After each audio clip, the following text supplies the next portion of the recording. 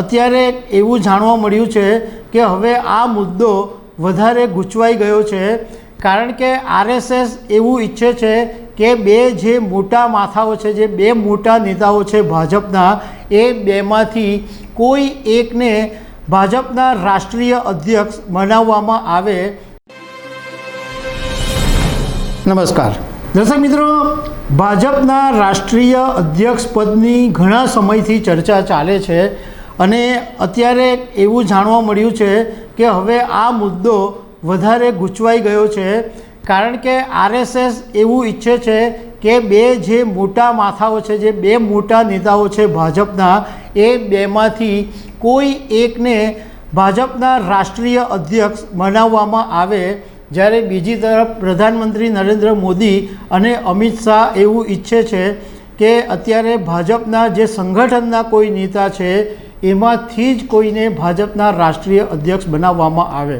આ મુદ્દાનો અત્યારે પેચ ફસાયો છે, તો એના વિશે હું તમારી સાથે વાત કરીશ। મારું નામ રાજેશ શાહ છે અને તમે જોઈ રહ્યા છો ખબરછે.com। દર્શક મિત્રો, ભાજપનું રાષ્ટ્રીય અધ્યક્ષ પદ છે એ બહુ જ મહત્ત્વનું માનવામાં આવે છે અને જેપી નડ્ડા ભાજપના રાષ્ટ્રીય અધ્યક્ષ હતા અને આમ એમનો જૂન મહિનાની અંદર કાર્યકાળ પૂરો થતો હતો, પરંતુ આ વખતે રાજ્યસભાના સાંસદ બન્યા પછી જેપી નડ્ડાને આરોગ્ય મંત્રી બનાવવામાં આવ્યા, એટલે હવે આ જે રાષ્ટ્રીય અધ્યક્ષ પદનું પદ હતું એ ખાલી છે અને એના ઉપર કોનું નામ આવે એના પર ઘણા સમયથી ચર્ચા ચાલી રહી છે। અત્યારે જે ભાજપનું રાષ્ટ્રીય અધ્યક્ષ પદ છે એની જવાબદારી અત્યારે જેપી નડ્ડા પાસે જ છે।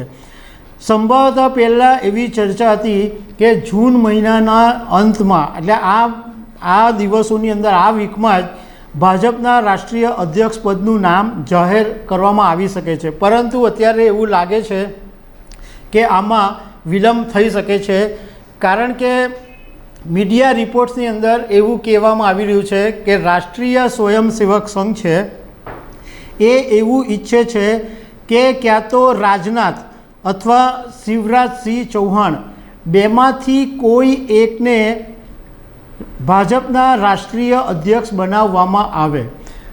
હવે આની અંદર મુશ્કેલી એ ઊભી થાય કે ભાજપનો એક નિયમ છે કે એક વ્યક્તિ એક પદ, એટલે કોઈ એક નેતા હોય તો એ બે પદ સંભાળી શકે નહીં।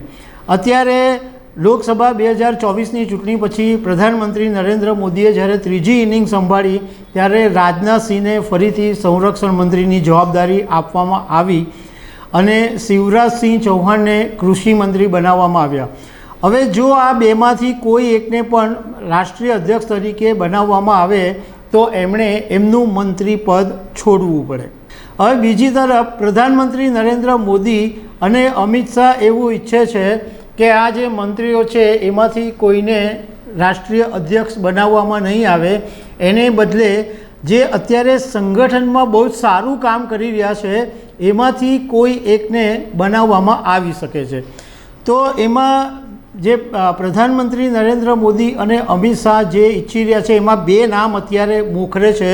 એક ભાજપના સંગઠનમાં જે મહાસચિવની જવાબદારી સંભાળી રહ્યા છે વિનોદ તાવડે, તો એક વિનોદ તાવડેનું નામ રેસમાં છે અને બીજું નામ છે સુનિલ બંસલનું।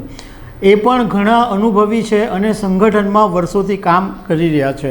રાજકારણના જાણકારોનું કહેવું એમ છે કે સુનિલ તાવડેના ચાન્સીસ વધારે છે, એટલા માટે કે આ વખતે લોકસભા 2024ની ચૂંટણીમાં મહારાષ્ટ્રની અંદર જે રકાસ ઊભો થયો અને હવે સપ્ટેમ્બર અથવા ઓક્ટોબર 2024માં જ્યારે મહારાષ્ટ્રમાં વિધાનસભાની ચૂંટણી આવી રહી છે ત્યારે મહારાષ્ટ્રનો કોઈ એક એવો નેતા હોવો જોઈએ અને વિનોદ તાવડે મહારાષ્ટ્રથી છે, તો વિનોદ તાવડેના ચાન્સીસ વધારે છે।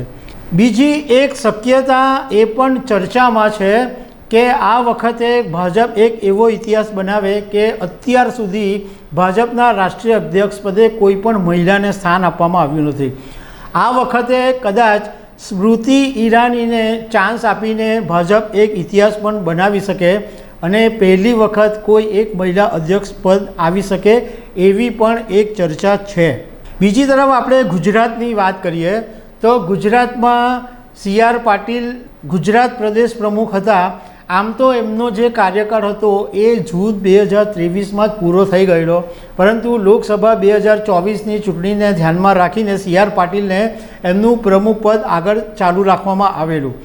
હવે જ્યારે સી.આર. પાટીલને કેબિનેટમાં સમાવી લેવામાં આવ્યા છે અને જળશક્તિ મંત્રાલયના મંત્રી બનાવવામાં આવ્યા છે, એટલે ગુજરાતની અંદર પણ પ્રદેશ પ્રમુખનું પદ છે ખાલી છે અને એ પણ ટૂંક સમયમાં ભરાશે એવી ચર્ચા છે.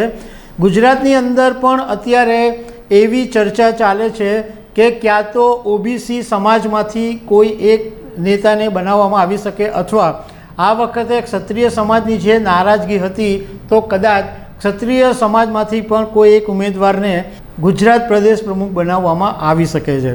આગામી દિવસોમાં ખબર પડશે કે ગુજરાતમાં કોણ પ્રદેશ પ્રમુખ બને છે અને ભાજપના રાષ્ટ્રીય અધ્યક્ષ કોણ બને છે. તો દર્શક મિત્રો, આવી અનેક વાતો સાથે અમે તમને મળતા રહીશું. Thank you very much.